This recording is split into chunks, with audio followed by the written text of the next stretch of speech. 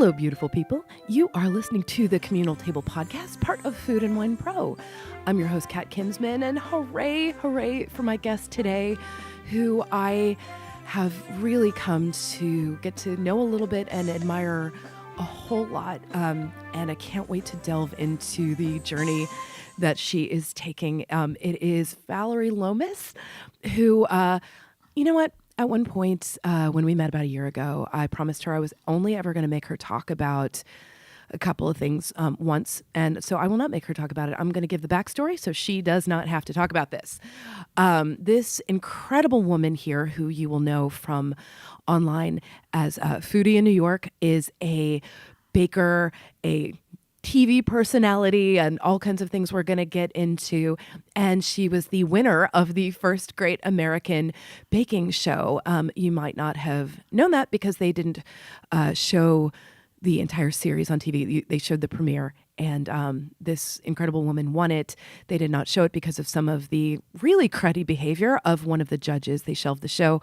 She was deprived of her public victory, but she is reclaiming all of this in a big and beautiful and fantastic way that we're going to talk about more. Welcome, Vallery. Thank you so much, Kat. I'm so excited to be here. Well, we had been talking right before this about how I was going to introduce you because you are many things. You are, well, when I met you, you were a lawyer, and that is, what's up with that now? So yeah, I was a lawyer for 8 years, and about 7 months ago, I left my job because I wanted to really devote myself to this new journey that I'm on about being able to make food and write about food and share food with other people.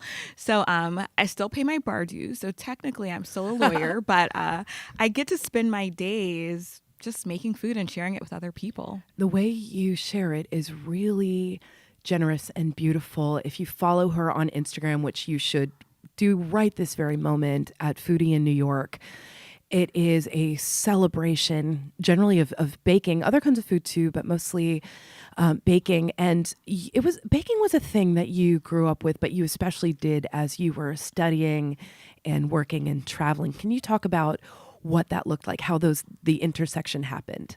Yeah, absolutely. So I grew up in Baton Rouge, Louisiana, which has just such an amazing, vibrant culture around food. Yeah. So food was just kind of always there. And when I moved to Los Angeles for school, I discovered avocados and guacamole. I'd never had that before. But I was a French major, and I studied abroad in France, and I learned casual French major, nothing bad. Yeah, and I was exposed to a completely different culture that was also so food centric. And, just walking by the little pastry shops, I was totally seduced by how beautiful they were and how, the aromas just wafting as you walk down the streets. And so naturally I went to law school next. And during my final year of law school, I was So you said naturally right there. Tell me about what is natural from French major to law student? Yeah, there's nothing natural about it. But I always knew that I wanted to go to graduate school, and I had debated a lot of different things. And I think it was kind of like, the clock had stopped. It's time to graduate. So I decided to go to law school, and I've always considered myself an advocate for causes that I feel strongly about. So I thought it would be a good fit. So what kind of law were you studying? Yeah. So the thing about law school, I know nothing. I know nothing about it. So I come at this from a place of I don't understand this stuff. So your first year, everyone studies the exact same thing. So you're learning everything from like the procedural rules about court filings and serving subpoenas to torts, so like negligence. Tort with just a T, not an E. Exactly. interesting things actually, like, oh, if a champagne bottle pops open and hits someone in the eye or injures someone, what's the liability Is there for cork the company? Yeah, cork law is tort law. So I just learned a lot of different things, and the next year I took classes that I was more interested in. So classes on like gender discrimination, and even like election law classes. Wow, relevant now. Yeah, I was always just drawn to those types of things. And I spent a summer at a law firm before my last year, as most people do. And because the recession was just in full swing, none of us got offers, actually. So I ended up spending my last year of law school baking to kind of get myself out of this funk of I just spent all of this time and money and energy, and I don't have a job.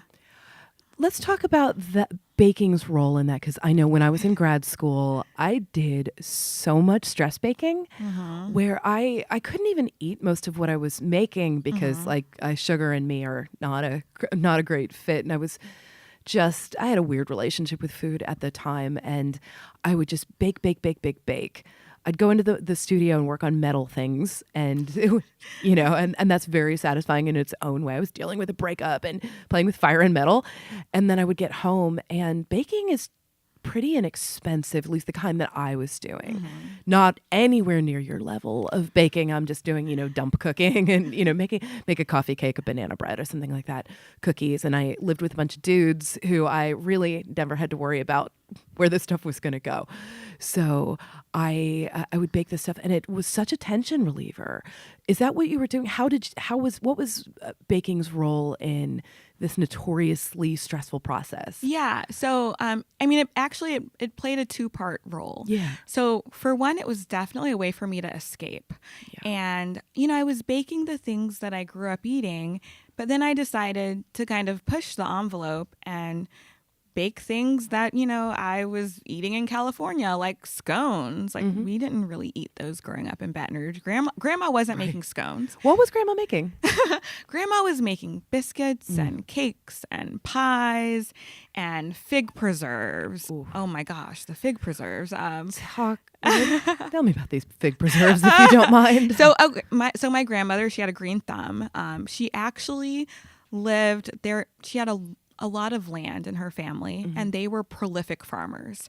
Her grandparents and her great-grandparents, and they actually got this land through the Homestead Act. So, explain that. Yeah. So I believe it was my great-great-grandfather. He came down from the Midwest, and he got his 40 acres. And a lot of that land stayed in the family, and they farmed that land, and they were really amazing farmers. So my grandmother, she had 8 sons, and at the time she couldn't really get jobs anywhere else, so she worked as a domestic. So she worked with other people's families, taking care of their kids and cooking food for them at home. Right. And she had 8 sons at home. So, they didn't necessarily have a lot of cash coming in and out of the house, but her husband, he fished, he hunted, he hunted things like squirrels and raccoons and whatever I've was eaten around. Plenty of squirrel. Exactly. Yeah. He made like strawberry wine from strawberries. Those Louisiana strawberries, the Ponchatoula strawberries. Oh, yeah. Oh, I've seen you work with strawberries. And yes. Yeah. So, she farmed, and they weren't just farming like a few things here and there. It was like 3 different types of snap beans and bush beans and melons and berries. And she had a few fig trees, and fig trees make a lot of fruit. So, some of my favorite memories are just going to her house, and she'd pluck a fig. Oh God! It's still like warm from the sun, just blazing, and you take like a big juicy bite, and you look inside. Inside figs is kind of scary. There was just some story. Look. Well, there was just a story about how they have.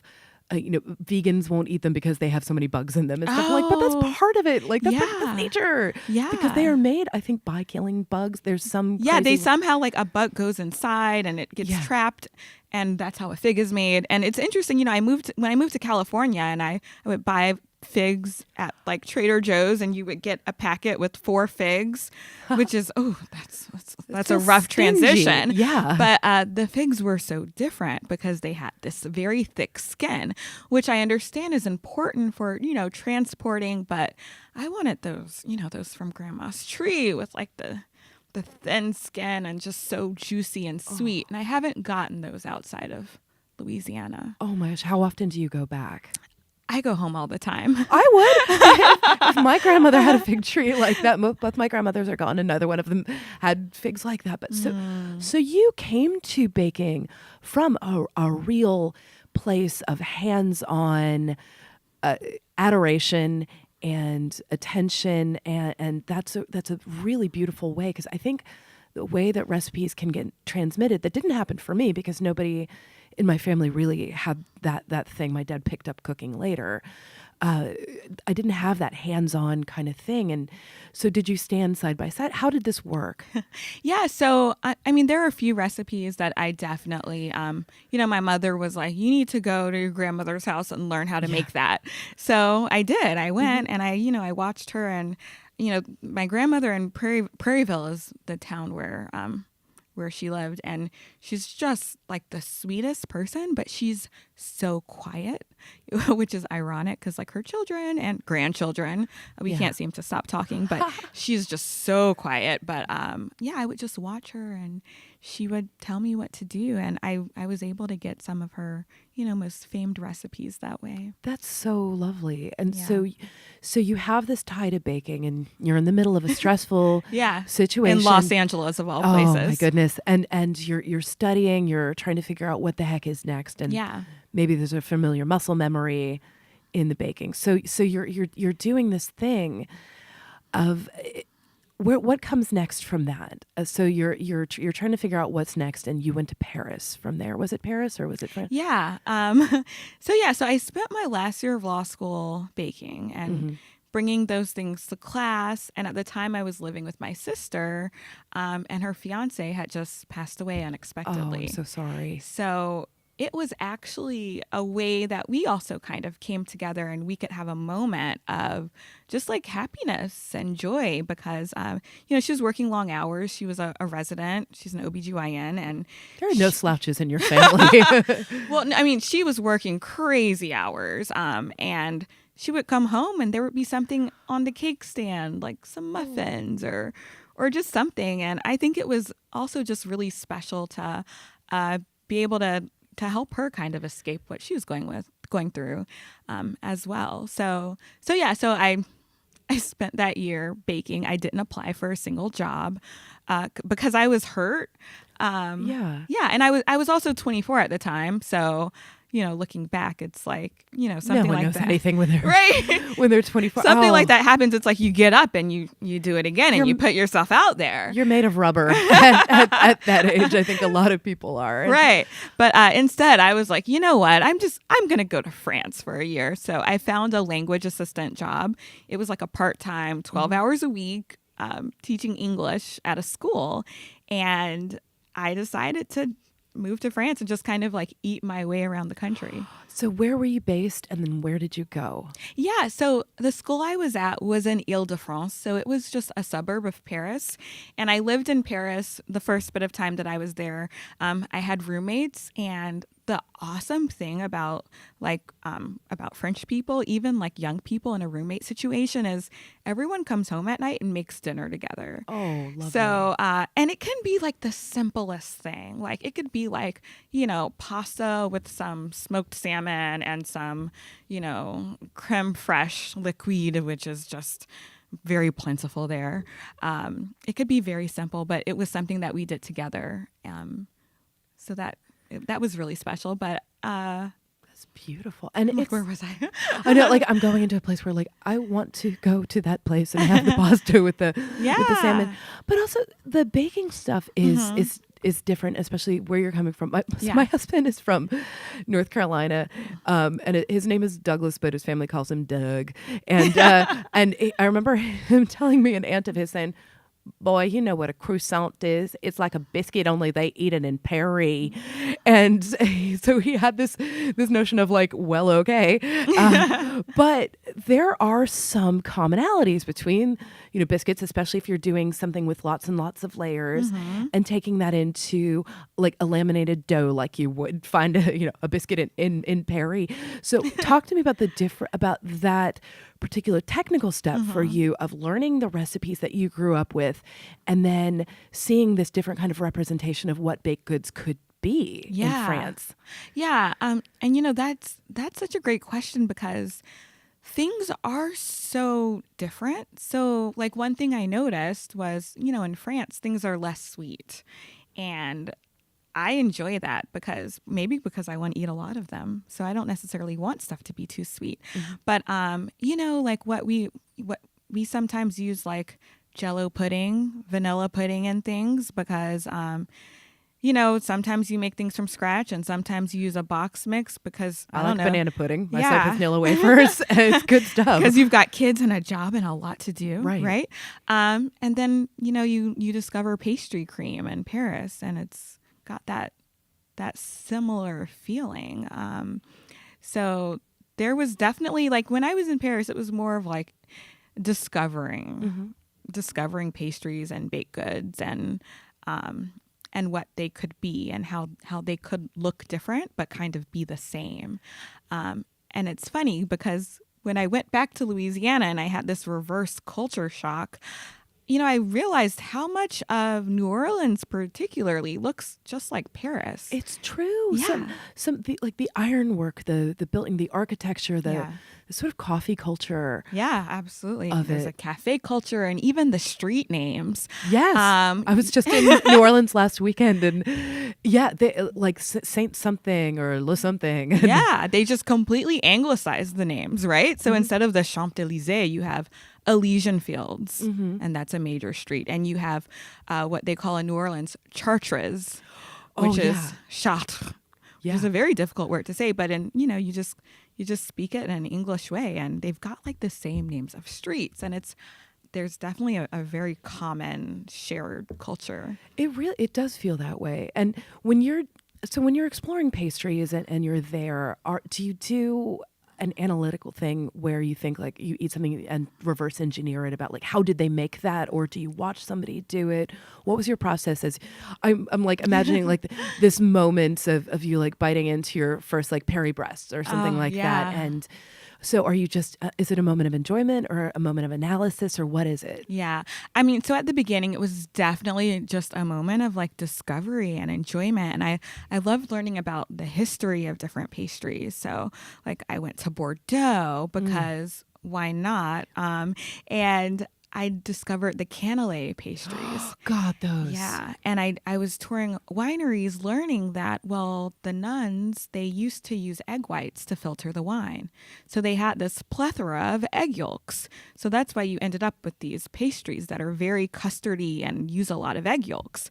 And I was like, wow, I love it. I get it. And I love eating cannelés. And then there's not a texture like that in any American pastry that I can think of. I remember I had my first one just like a few years ago and thinking I had just never, with that kind of waxy outside and spongy inside of it, like it's so crazy to me to think like it's fundamentally the same ingredients. There's eggs, there's sugar, there's flour, there's butter. Yeah. And yet. Exactly. And I don't know, there's like an alchemy to baking that I think it's kind of magical and so it's in somewhere like France where they have like this history of, wineries and everyone is still ending up like baking. And even, where I'm from in Louisiana, you're using those same ingredients to make biscuits. So I think I've always been kind of drawn to that. Like you can really do anything with whatever it is that's in front of you. Yeah. And so you have this experience, you go to France and you come back home. And you did become a lawyer. Okay, so let's talk about that. So you came back to Louisiana, and then actually I went straight to New York. Oh, you did. Okay, yeah. So your trajectory is you go Louisiana, California, Paris, and then New York. And moving to New York is no joke. I moved here when I was 23, about to turn 24. So you were probably around the same. What did that look like for you, landing in New York? I had no idea what I had gotten myself into. Right, same. There's no city like New York City. And so, I moved to New York because the guy I was dating at the time ended up... there's always a thing. Yeah, there's a reason. He ended up moving to New York for his job. He didn't have a choice. So it was like, oh, great, I'll move to New York. And I got here, and New York is no LA. Everything is just happening. It's in your face. It's in your face.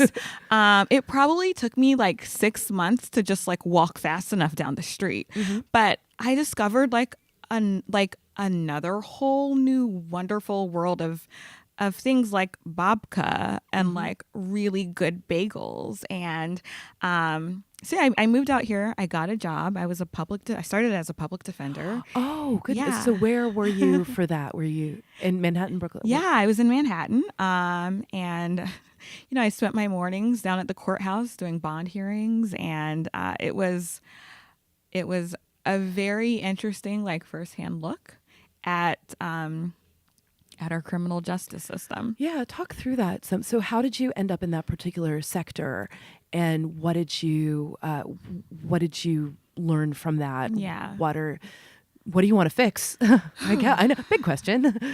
Yeah. So it's funny. I think there are like two types of people who go to law school. There are those who should be in a courtroom, and those who generally are like advisor types. Mm-hmm. So I was always like the one who should be in a courtroom, the litigator type. And when I moved to New York, I ended up reaching out to the director of this organization, and he like invited me to come in and met me that day and brought me on as a trial assistant. So in a way, I got very lucky. I was very fortunate, and I had done some stuff in the summer before working on the public defense side of things. So I knew what I was getting into, but it was jarring to see so many people who we met at these bond hearings who had spent the night in jail or the weekend in jail. It was for jumping the subway turnstile. Yeah. This was 2011. And I had just come from Paris, where people did that for sport. It was like you get a ticket. It wasn't something that you get arrested for. So it was very shocking to see that this was at the time like a crime that people were getting arrested for. Well, because it's such a thing in New York. I mean, it's expensive to ride the subway.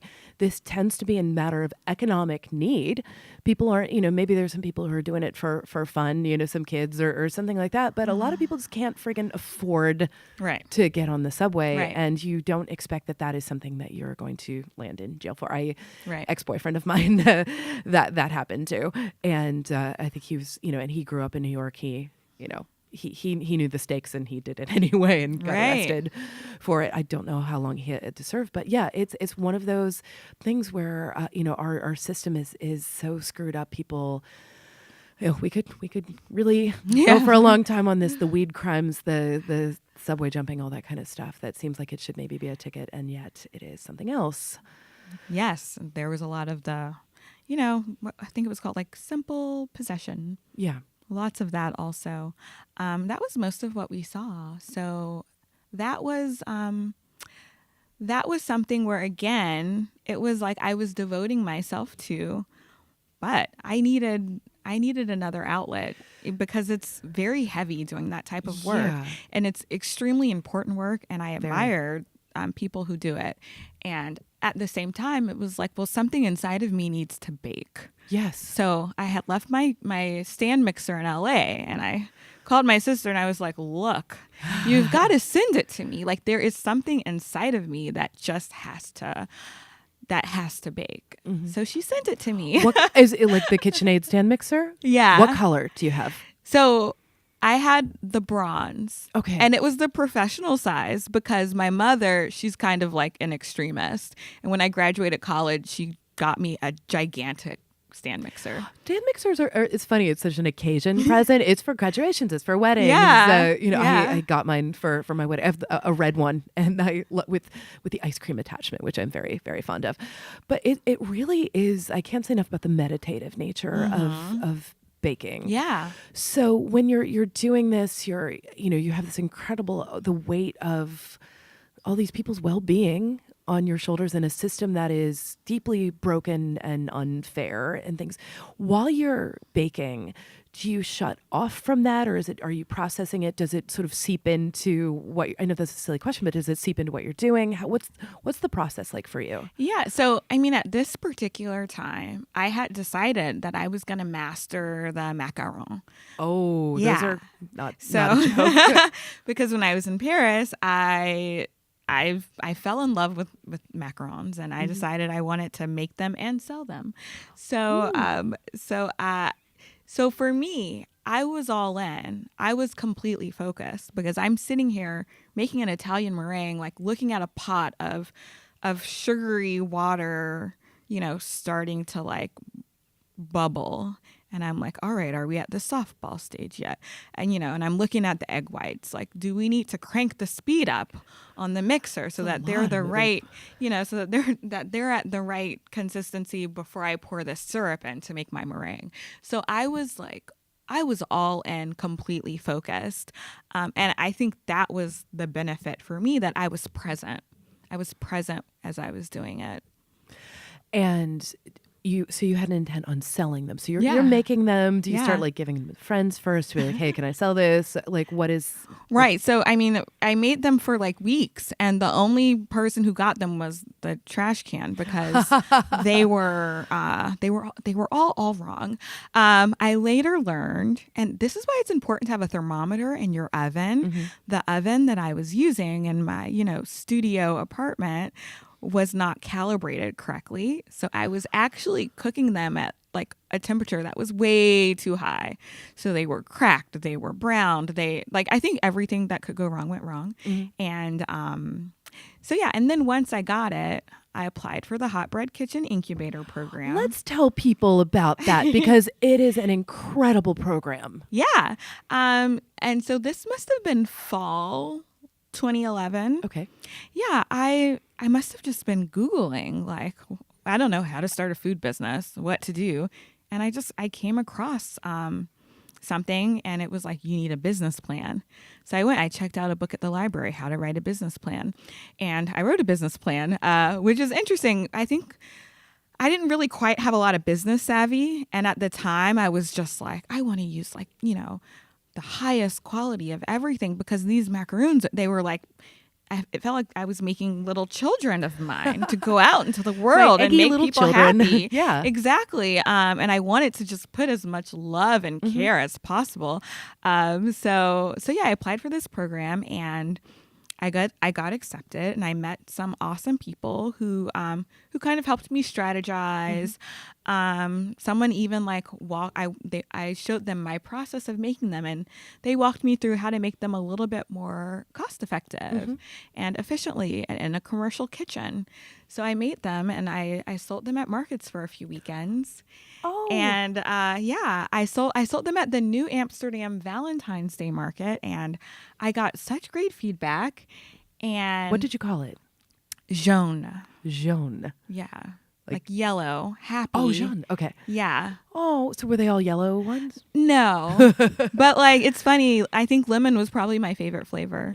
Lemon has always been it's just perfect for desserts, because, like I said, I don't like things too sweet, but I'm a lemon dessert person myself. Yeah.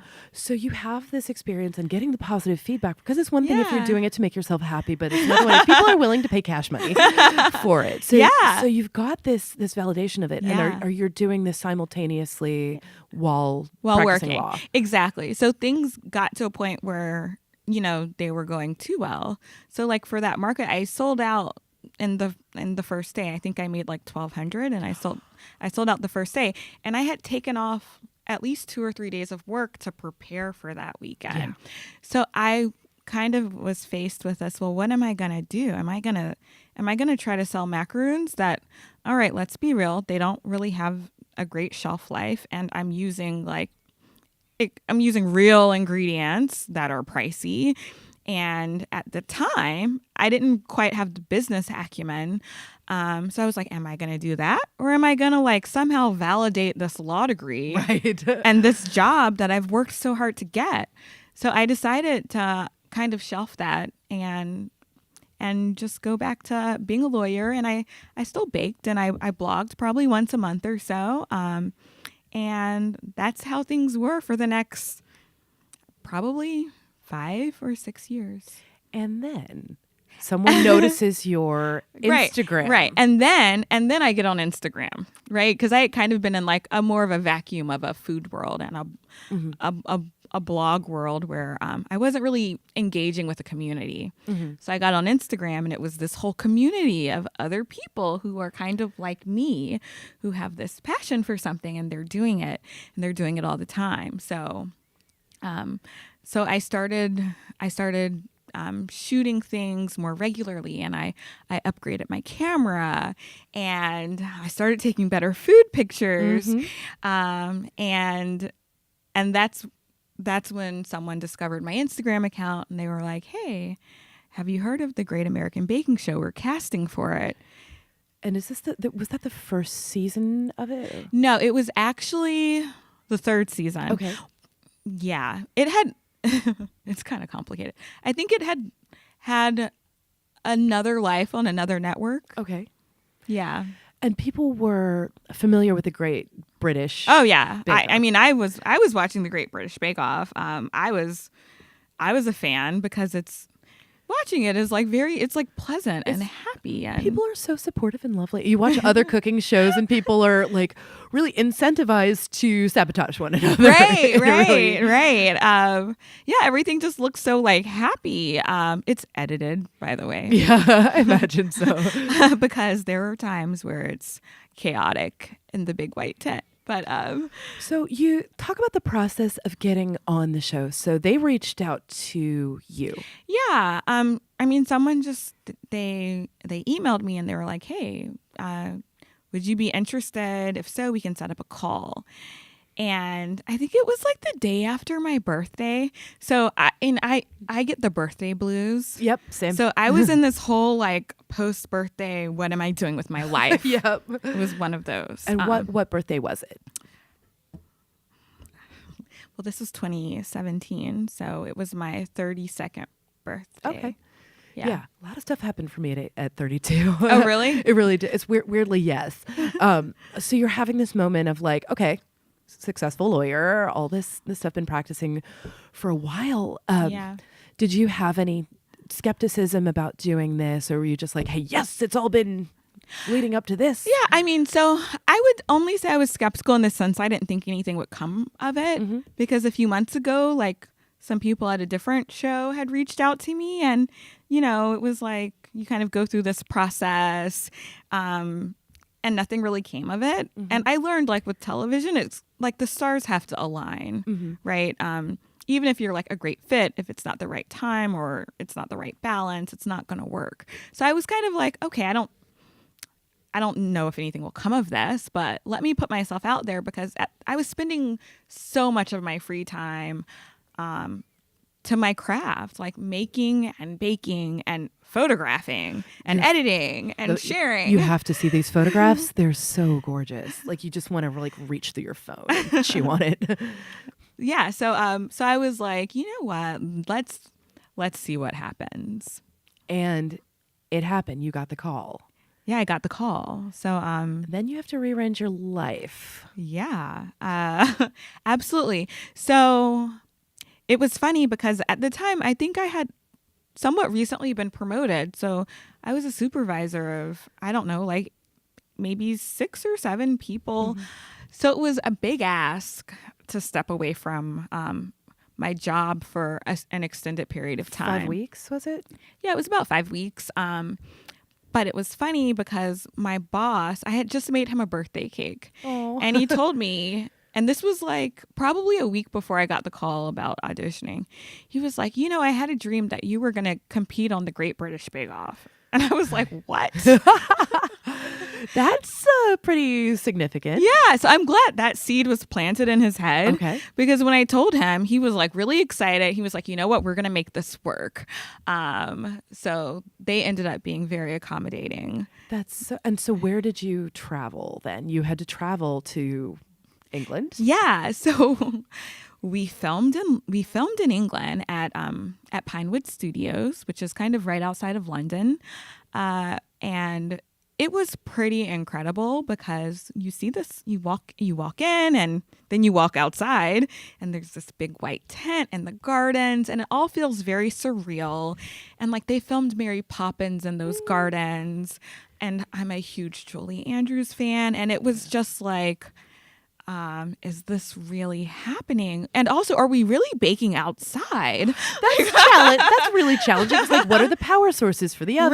Right.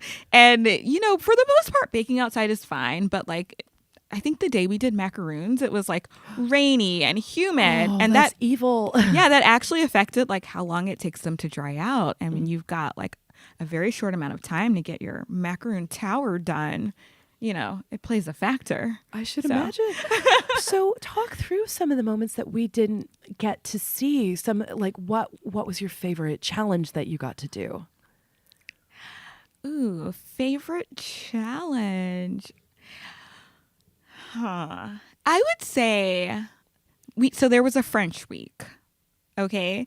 And I told myself, I was like, I just want to get to French week.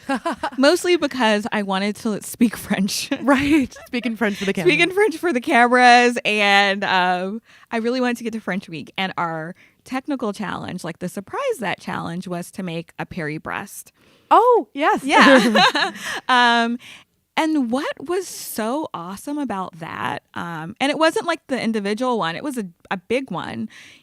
It's like you're making stuff that you probably aren't going to make at home. And you have literally like, I don't know, 2 hours. You have 2 hours. You have the ingredients that you need.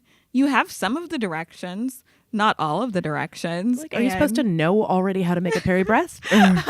Right. I mean, I think you're supposed to know how to make choux pastry, and you're supposed to know how to make pastry cream and praline and how to fold the praline into the pastry cream to make the filling. And oh my God.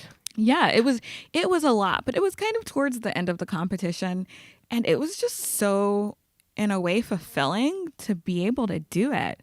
And like I threw out my first batch of choux pastry because I had added like a little too much egg, so it was a little too runny. So I was like, oh my gosh, I'm gonna run out of time. It's me against the clock.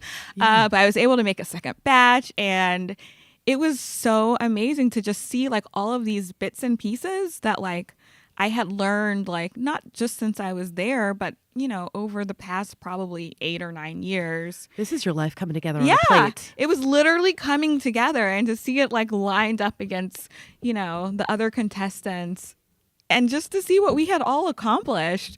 That was a happy story from a technical challenge. That is beautiful. I really like that. Talk about the stress during it, because you're away from your support system.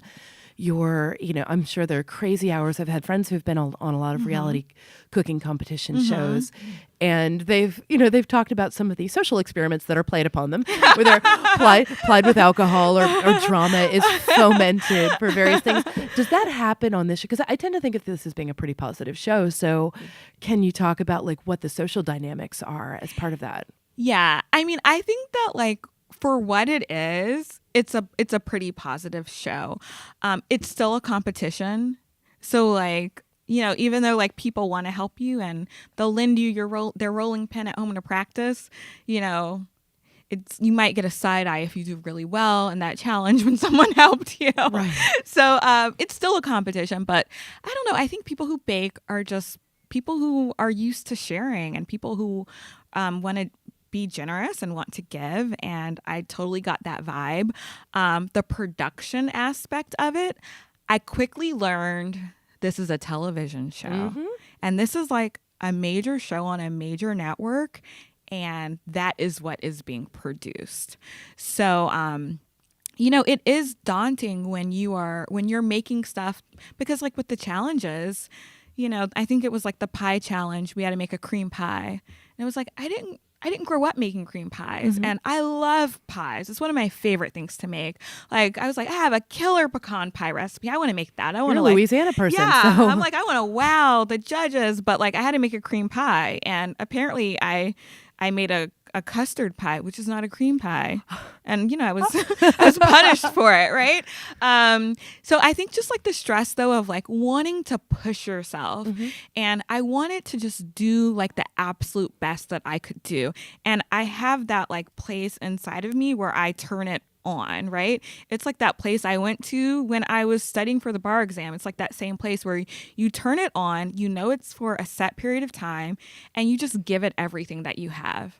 So that's where I was. So when you're in that place and you're making something and you are like screwing it up, right? I think it was the gingerbread house challenge.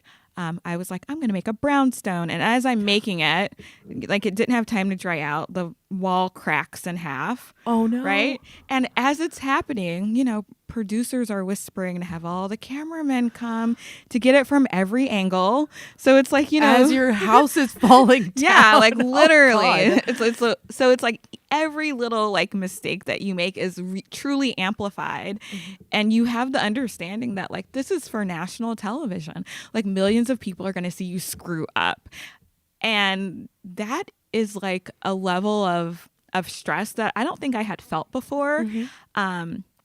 And it was something that like it took some time to come down from. It wasn't just like, oh, that challenge sucked and I did bad and I think I'm going home and, now I'm going to go have lunch. Yeah. I can imagine, like, and especially in that bubble where you've been living this competition for all this time. Yeah. It must feel like the whole world.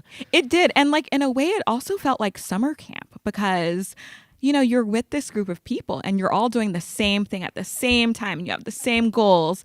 So like in a way, like I really improved my baking in like that 5 weeks that I was there so much. And I was, I got to meet people from all over the country who were baking different types of food, like from their cultures. Like one guy, Hector, who's also a lawyer. Oh. Yeah, he's also a lawyer. He went to Yale undergrad, like super smart.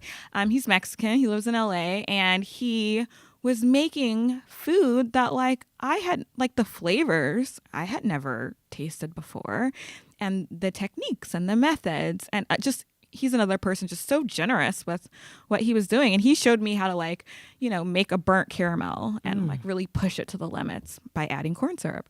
So that sounds like wonderful and collaborative. And yeah, in many ways it was. And then, when someone gets eliminated and they might still be there because that's just the nature of how it was set up. It's just something you kind of have to negotiate socially.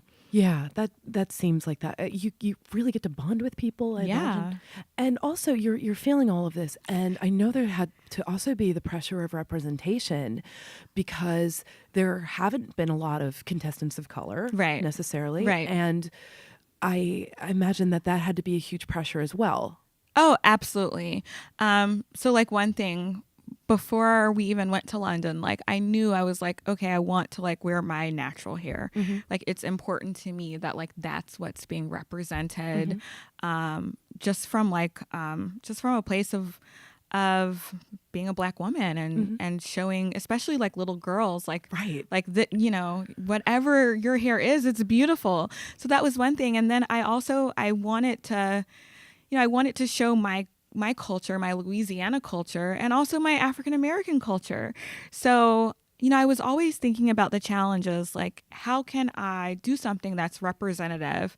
So, we had like a signature loaf challenge. What is a signature? Tell me what a signature loaf is. Right. It was like, I think it just had to be like a yeast raised bread and a holiday festive shape and filling and all of these different requirements. And so I made a king cake. And so perfect. Okay, if you would explain for people who are not familiar with the tradition of king cake, what this beautiful thing is. Yeah. So in Louisiana and a few other places in the South, especially Biloxi, maybe. Yeah, Mobile, Alabama.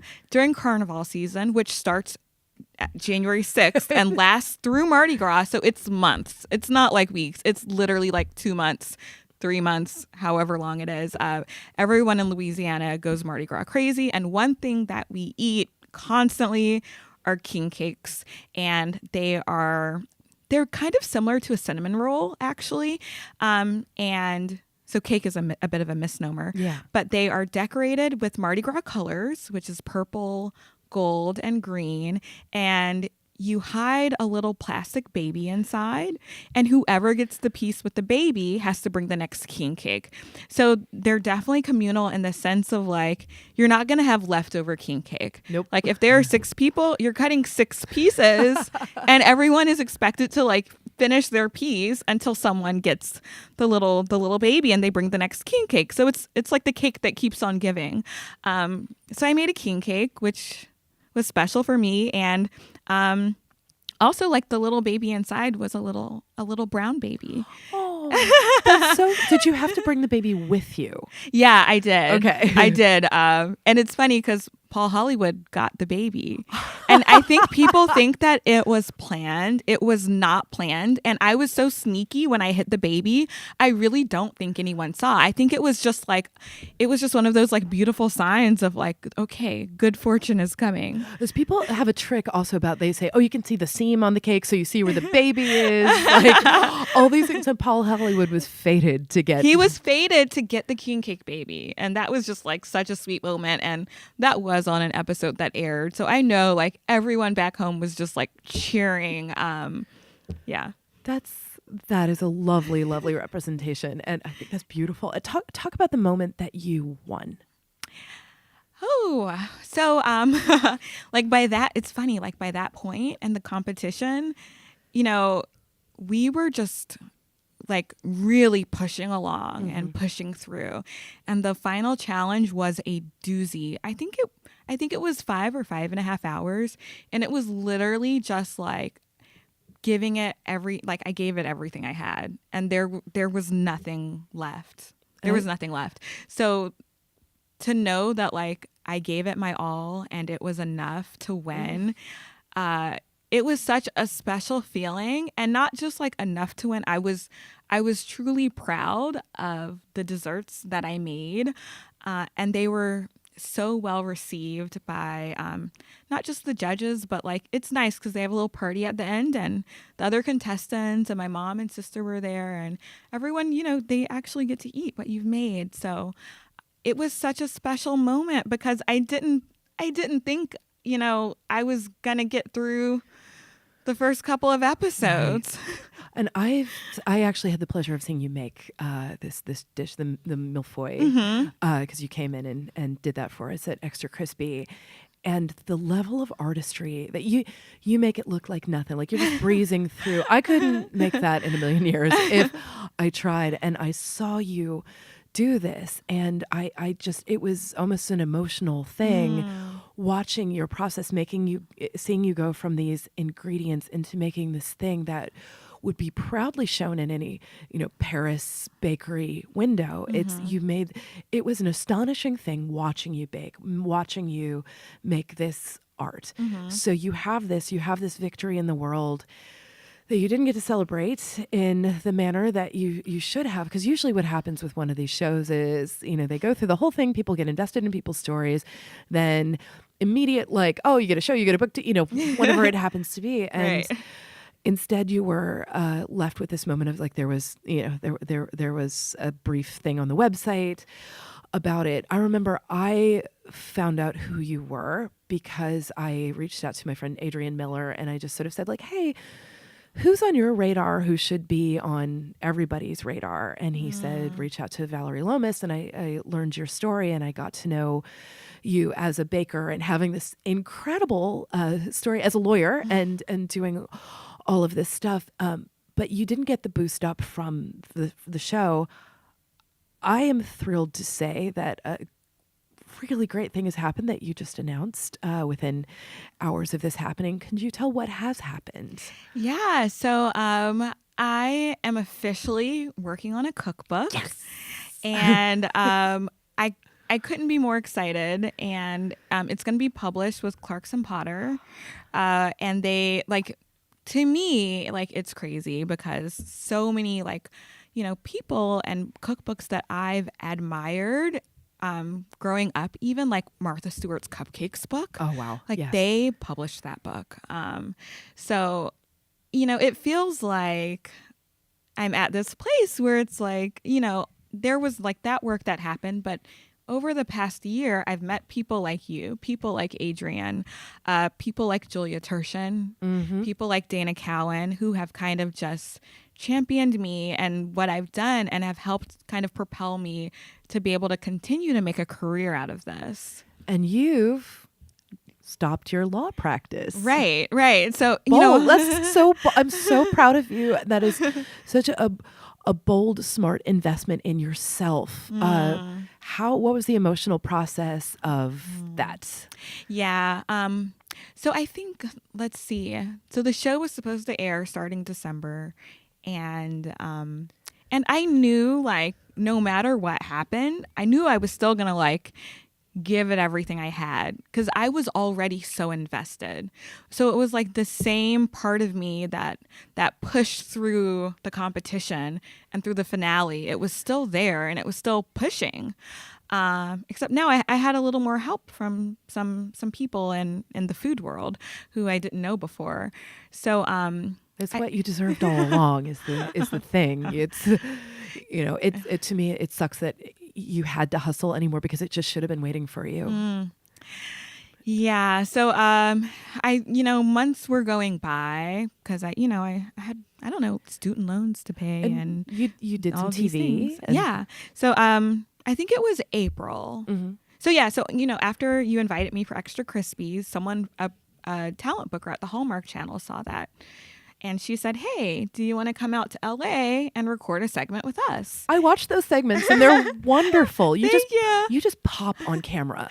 Yeah, and it was so much fun. And I realized, like, I actually really love I love doing this. And it is so different than a competition show where you are literally just there, like, completely raw with, like, everything you have, trying to just give it your all. Like, instead, it just kind of goes back a step and it's like, I have this, like, wonderful thing I want to share with you and I get to share it, opposed to, like, and I am also competing for my life. Right. So that's got to be a different emotional process. It's totally different. But I want to say it was April and I was sitting at work and I was like, you know what?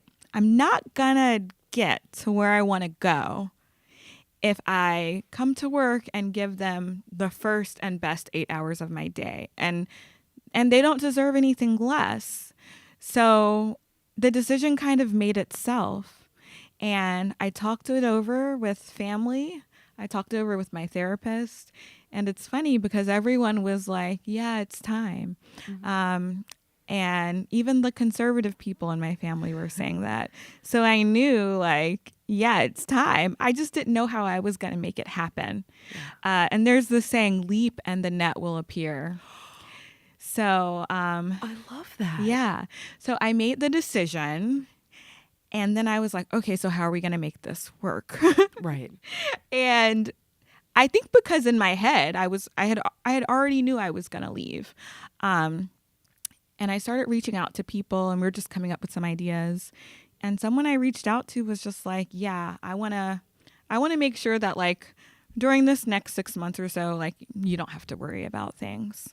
So that was just, like, to me, it was like a shocking, like, blessing that was almost just waiting for me to make that decision to, like, go and take it. And, sometimes it's funny, I tell other people this sometimes. I'm like, accept the blessing. Like, when good things are happening, like, don't second guess it. When your gut is really telling you something, just go for it. Like, accept the blessing. So that's what I did. And I was able to transition to doing this full time. And undoubtedly, that gave me time to work on my proposal and to do a few more television segments. I did The Chew in June with Carla Hall. I love her. Michael Simon and Clinton Kelly. And they are, like, the most fun people. I never imagined I'd be on television, live television, dancing. And I don't know how, but I ended up like we were making beignets. And perfect. Yeah. And we went to commercial and everyone is dancing. So I'm dancing.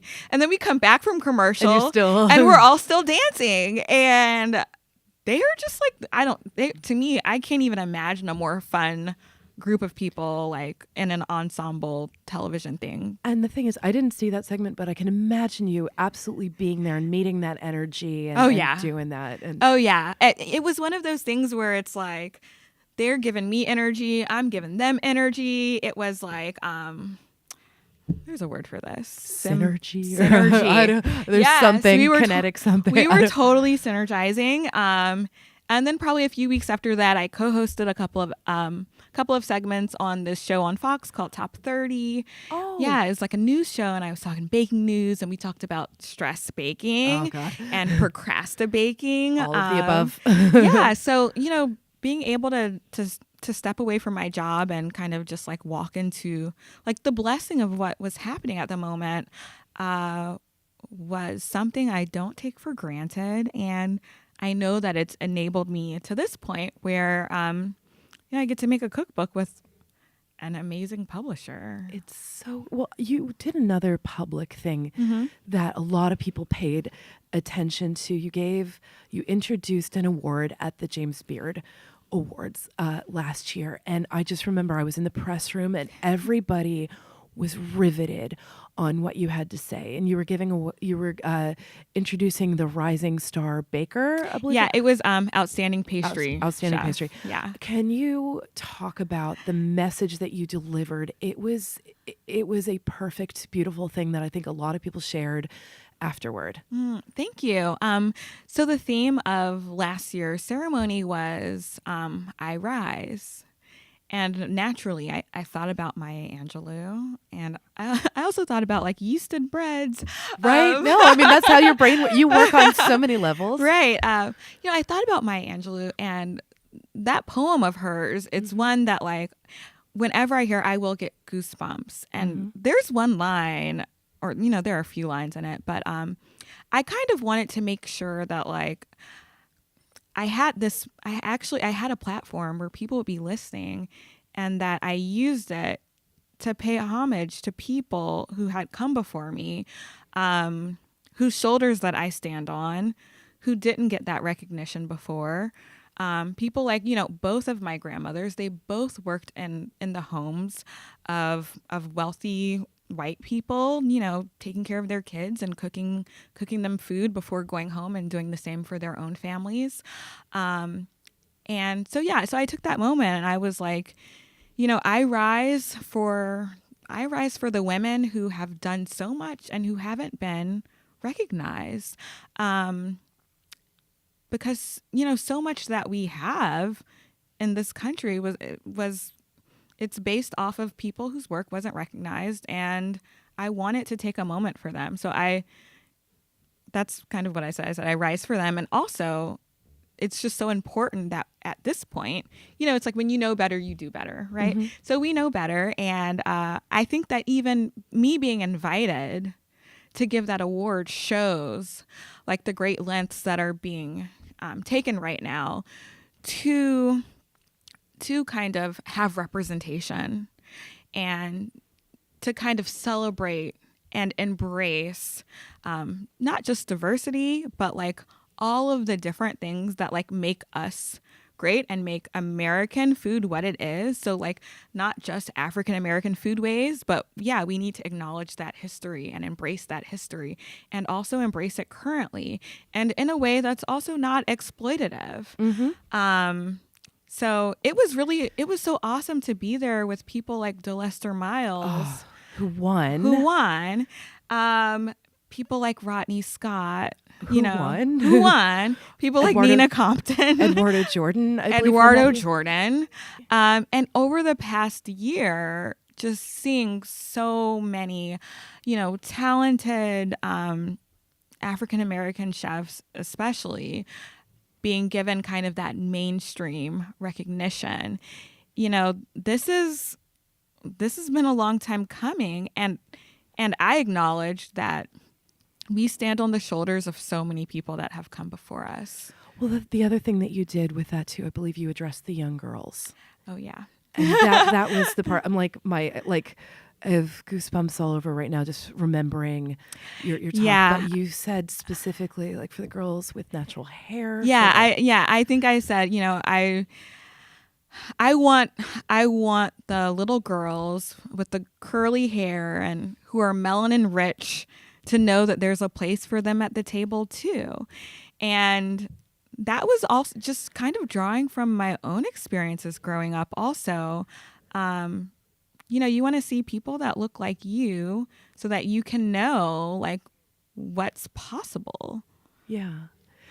And tonight, I'm not sure when this is airing, but tonight you and I are going to be at the James Beard Journalism Awards. Yes. And I hope that we will be seeing some faces up there who really been doing the work all along, and it's overdue. It's overdue. And there's so much more course correction to be done to make sure that this is not just a lip service kind of thing, and it doesn't just kind of revert to the old patterns, Right. but that this is properly recognizing, not just recognizing, but then making a system that supports people from all different kinds of backgrounds and stuff in the way that it should have all of this along. And I really appreciate you using your platform and your personhood and everything about you to push that forward. I think it's such a beautiful thing. And is there a title for the book that is coming up? The title that was announced is Life is What You Bake It. Ah! I've been told in this book world, you know, things change. They do. So, but that's definitely, that's the working title. I love it, and I cannot wait to get my hands in there. And I hope you are going to be on the cover of this as well. Like, as I just, you know, I need the world to know your wonderfulness even more. I have a few questions that I like to ask of guests, and you're one of the people. So now that we have some of the podcasts out, you may have heard some of these, but because you know you've. I think you actually manifest this really well, where you say into the universe the thing that you want. What is the selfish thing that you want just for you? You're putting this energy into making a better place for other people and stuff. What is the thing you want for you? Yeah, Kat, I wasn't ready for this question. Sorry, I never know which questions are going to bust people open. Oh gosh, the selfish thing I want for me. Oh,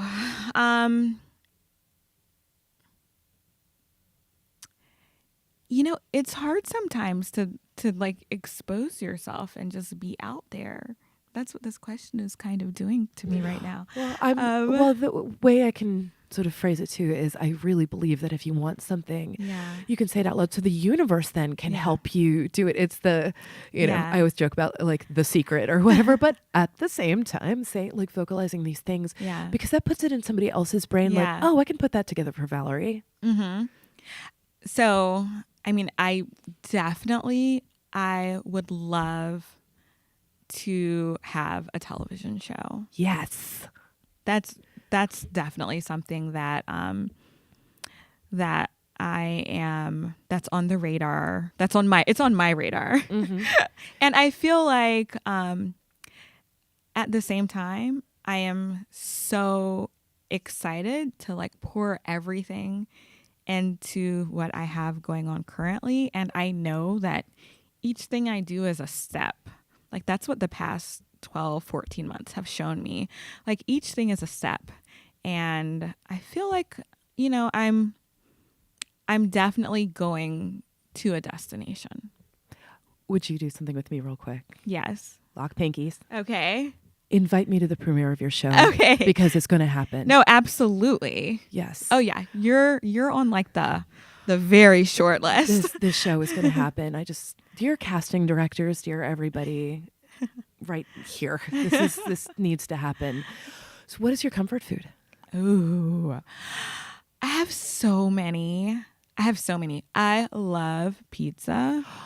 You live in New York, so is it a New York thing? Is there a travel pizza that you like? No, but can I say a few more? Please. I love Krispy Kreme donuts. Ooh.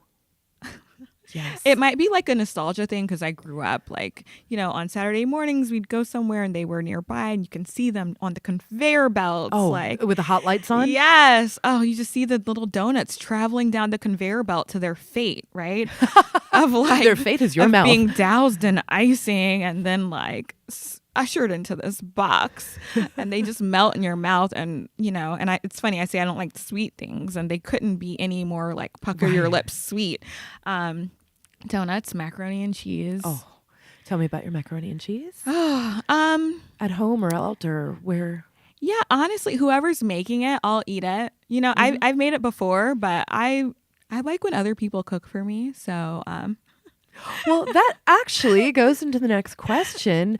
What is the last meal that you had that somebody made for you in their home? Oh, that would be Easter. So a friend of mine, Angela Flournoy, and her husband, so Angela grew up in LA. So she's very prone to making a lot of different, Mexican food. So she made chilaquiles. Oh, I love chilaquiles. Yeah. What else did they make? Chilaquiles with just like scrambled eggs. And she made baked French toast, 2 types of baked French toast, one with brioche, one with French bread, like in honor of what was happening in France last week. And she asked me to bring carrot cake. So. Oh, God, I want to try your carrot cake. Man, this girl can cook. And I love that, we're eating chilaquiles with scrambled eggs in New York, with my friends from college who most are from LA. So chilaquiles is such a perfect dish. Yeah. Oh, I love it. What is the last meal that you had that made you emotional? Oh, gosh. So I'm a very emotional person. It doesn't take much. I think so I was at someone's house and they made me a latte. And they were kind of nervous because I guess they thought I'm like some harsh food critic. But the latte was so good and it made me just so grateful. Yeah. That's really sweet. I really love that. Go latte person. What living musician would you want to cook for and what would you make them? Ooh. And this is another say it out into the universe so it can help and because when they're a guest on your show. Oh, gosh. Okay, so one of my favorite musicians is probably Darius Rucker. Oh, yeah. I think somebody else has said him. Really? I feel Hootie from Hootie and the Blowfish, Yeah. for those who are more familiar with that name. Yeah. And he does country music. And it's funny because growing up, it was I don't like country music. Right. But then I realized I love this folky type country, like Tracy Chapman, more like folk country. And I'm just such a fan of a lot of his songs. They really resonate with me, probably in a way that country songs do. Right. Where, he's kind of reflective about things happen for a reason, or, it's fine. I don't need much, just spaghetti and a bottle of wine and you with me by my side. I'm yes. That's what I want too. So is that what you would make for Darius Rucker? Or what would you would have to bake for Darius Rucker? Yeah, I would make something real Southern. But I would kind of give it a Vallery twist. Yeah. So it would be something real Southern, but kind of Frenchified, So laminated pastry of some sort or exactly. But make it, I still want it to be food that feels good, food that you think about the next day. I don't want it to be so dainty that it's oh, this is too cute to eat. Yeah. Or I can't really just smash into this. So yeah, something Southern but Frenchified. I love that. And I feel like they're going back out on tour or something. I wish they would come to New York. They normally I haven't seen Darius Rucker in New York. Or you mean Hootie and the Blowfish? Hootie and the Blowfish. Oh yeah, I'll see them too. Yeah. Well, I think they need to. Dear Darius Rucker, there is somebody waiting to bake you a beautiful pastry. Can I also just add Beyonce? Of course, Beyonce, you're not my second choice, but And so she's from Houston, so we have that like Southern connection. So I feel like she knows good food. Can I tell you, our mutual friend Kelly Fields has fed her. So I have heard this rumor. Yeah. So Solange comes into Willa Jean, which is Kelly Fields' restaurant, all the time, and basically like Kelly built Willa Jean as a Beyonce trap. So like someday we will catch her. And here Solange comes in all the time, and finally one day she was like, "Okay, go time," and pardon me, sorry. Okay, she was like, okay, it's go time. She's coming in here with Jay-Z. It was not public at the time. I don't think that she was pregnant. And Kelly just sent so much food out. And then she brought out the cornbread in the skillet, and she found herself, she bowed to, or like genuflected or something, but kneeled to Beyonce with cornbread. And I think that's appropriate. I think, Beyonce, like I would bow to her. I think it should be legal. Yeah, because if there is American royalty and it's not Beyonce, then who the heck is it? Like, nope, it's her. So we'll have to. Sorry. Yeah, take your time. But I'm choking up at Beyonce. We'll have to catch Beyonce when she's not on like a vegan, sugar-free, carb-free, preparing for Coachella diet. Well, she said she's never doing that again, or at least the preparing for her. Yeah, I don't. Some things you do once, right? Yeah, yeah, I've been there. Yes. So I think Darius Rucker and Beyonce. I think that sounds like a lovely table. And let's say in this whirlwind of you have to hunker down and do a cookbook now, but you need to take some time for self-care. If you have 5 uninterrupted minutes for self-care, what do you do? So I have a coloring book. Oh, so that is a way that I have been decompressing. So I try to go to the gym sometimes. I'm also reading Becoming by Michelle Obama. Yes. Which just makes me feel good inside. I just started it, yes. Yeah, and I feel like a kindred spirit with Michelle. But you should bake for her too. I would love to bake for you, Michelle. But yeah, so I have a coloring book. So when I have just a few minutes, I sit at my table, I pull out the coloring pencils, and as I'm coloring something in, because it's actually the book is ridiculously intricate, but if I'm gripping the pencil too tightly, I know that I'm doing it, and I loosen up my grip. Oh, I love that. What is the theme of this coloring book? It's got a lot of like butterflies and plants, nature, but like whimsical nature. I wonder how many of those you will go through while you are writing your book.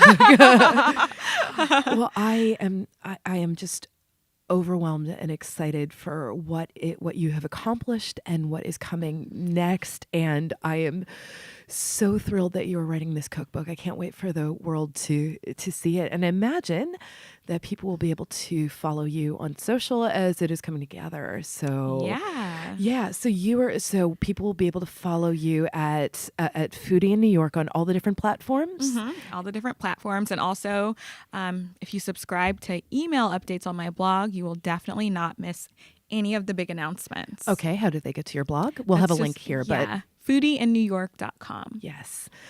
Oh my gosh. Thank you so much to our guest today, Vallery Lomas. This book, I can't wait to hold it in my hands. You've earned every bit of this. Thank you so much for having me, Kat. Oh, such a joy. And thank you to our producers, Jennifer Martinick, Alicia Cabral, and Amy Frank. Thank you to Douglas Wagner for our delightful theme song. If you like what you heard, please tell a friend, write a review, or rate us, because those help with the algorithms and all that and help more people hear us. If there is something you would like for us to talk about or a guest you would like to hear from, please let us know. You can find me on Twitter at Kitten with a Whip. Find out more about the show and catch up on all the episodes at foodandwine.com and at Food and Wine's YouTube page. Thanks for listening, and take good care of yourself until the next time.